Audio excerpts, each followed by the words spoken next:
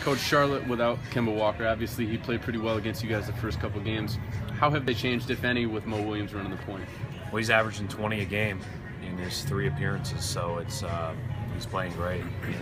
I think that's one of the reasons why they got him. Certainly was to not only fill the void left by Kemba, but also give them more depth when Kemba comes back.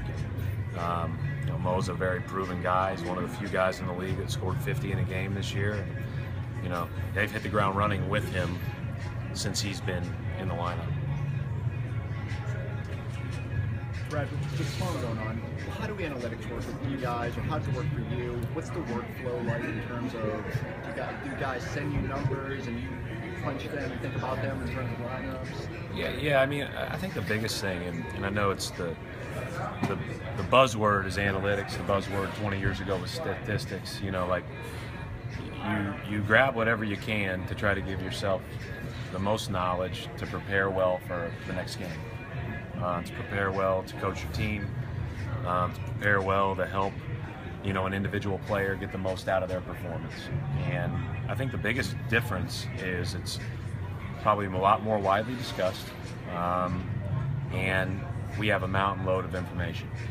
So that's the biggest difference, right? I mean, and it's probably changed at the highest levels. It's probably multiplied by however many times. But coming from college, and coming from a smaller staff, the amount of information is just, you can't sift through it all, to be honest. Well, I was going to say, how do you whittle it down? Just what I think's important to me, and other people might look at it differently. And I think, I've said this before, if I had to choose culture over numbers, I'd choose culture. Obviously talent is, you have to have talent or else you're in trouble. But you use anything you can to try to get a little advantage and to try to figure out how, again, to help guys play well and play well together. And that's where it comes in handy. And so for certain games, I look at certain things heavier than others. But I've got a pretty consistent package of things that I like to look at prior to playing a new opponent. And so when you have new guys, especially obviously the amount of changes, what sample size? Can you look at lineup data now with Isaiah? No, video. We've got teaching to do. We've got I'd say that it's a lot of, and I use the term facetiously, throwing darts the other night. I mean, you got an idea what guys can do, but you also don't know exactly how they'll react together. And so that's what you find out on the fly, and that's why a lot of these teams, as they go through change, are going to hit some speed bumps and some and that's we've done it a lot this year, but it took Cleveland a while. Now look at them. It's taken other places and teams a while to get used to new people, and part of the reason is just because you don't know how all the pieces are going to fit together. So you were just kidding about throwing darts? You don't really do that? Yeah, no, I don't. I mean, I will say this. Like, I was sitting there at the end of the game the other night, and I said this on the air today. I write the initials on the board. I don't do like 1 through 5. So when I draw the play, and I mean, we're 22 people in, and these initials, I mean, I gotta clear my mind to make sure I get the initials right on the board. Is the risk that a lot of the guys that you brought in would be considered, I guess, quote unquote energy guys? Does that kind of help assimilate on the fly a little bit? No, this is a, for the most part, and we've got to find great consistency in this, and you can't really, I think you can label somebody this, but then that puts a lot of onus on them to be that every day. This is a high energy group. Generally, it's a fun group to coach and work with. I have no idea how our practice habits are because we haven't practiced yet. We've done some small group work. The guys that are new came in and went through all our stuff yesterday, and we continued to add.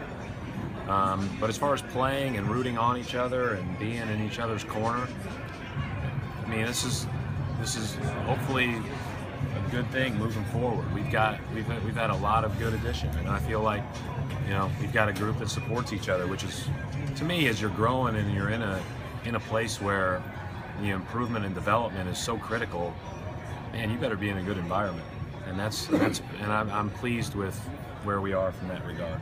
What would it be like for you to know this is the team you're going to have going forward for the rest of the season? There won't be any more changes. Yeah, it's great. I mean, I think that was my thought when we left for All-Star break, was just maybe I was just being selfish and saying, you know, I don't want to have to work through more change, right? But you know, I'm really happy that Gigi and Jonas and Isaiah are here, and it's more work for us, but it's an enjoyable work to try to figure out how this group can play its best together. I mean, that's what you try to figure out with every group. And, you know, I don't know if we'll be able to assess progress a whole lot just because we're all together 8 weeks, but you know, hopefully we can extend that, and maybe we can feel really good about it. Of all of the other personnel changes that you've seen go on here since you took over the head coaching job, how well has this group assimilated with each other in a short time span compared to the other times? Hard to tell. I mean, we're only 5 or 6 days in, you know, 7 days in maybe, but I think that they're trying. I mean, that's the bottom line, and everybody has. It's been new and through here, and some guys come and they're really excited because it's a new lease on life. Other guys come and they're shocked that they were traded, and that's the human element of the trades in the NBA. And so, you know, I just think these guys all had a really good mindset coming in here. How much does it help you as a coach to have to deal with all that movement? How much have you learned from that process? Well, I lean on the people around me. I mean, and I said this last week, I mean, I can't give enough credit to Klom and Brandon and Matt Reynolds just for all the extra work they're doing on video to help us all, myself and the assistants, all get these guys up to speed. And then the whole staff is, you know, they're working extra, you know, whether it's in the gym with different guys, learning guys, meeting guys, spending extra time with them, you know, rebounding for them, watching film with them, to try to get them all up to speed. And you're not only getting the guys that are new up to speed, you're getting your guys that might be playing different roles up to speed. I mean, I almost feel bad. Gerald Wallace, I've thrown him in so many different roles this year in a short amount of time, and but he's handled them all great. And you know, he's probably the one able to handle them all great because he's, you know, the most experienced. Brad, in terms of minutes, is Jonas kind of and James Young, are they kind of competing for the same minutes? No, not that I think Jonas is a forward.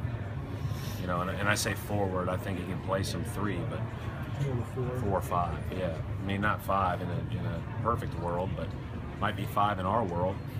For, you know, and we'll just try to make the offenses as quick and skilled, and, you know, stretch the floor as much as we can. Brad, I know your focus is on each game in itself, but when you're getting at this point in the season and you see you guys are in the thick of a playoff race, how much do you pay attention to standings? No, we have them up. I mean, you know what's going on. So, but it's, you know, the bottom line is none of that matters with however many games we have left unless you play well. And for us, it's about playing well. For us, it's, you know, we've said this all the time. It doesn't matter who we're playing against. If we don't play well, we lose. And if we do play well, we give ourselves a chance to win. And so for us, it's got to be, we have to assess ourselves based on whether we play good basketball or not. Coach, is there any update on Kelly? Yeah, Kelly did a little bit more, is going to be able to hopefully practice tomorrow, and then he'll make, you know, we'll go from there. I would say that, you know, I don't know what the levels of, you know, game detail are. I guess questionable maybe for Sunday if he practices well. Even if he practices well and feels good, we'll just see how he goes from there. But he's getting close.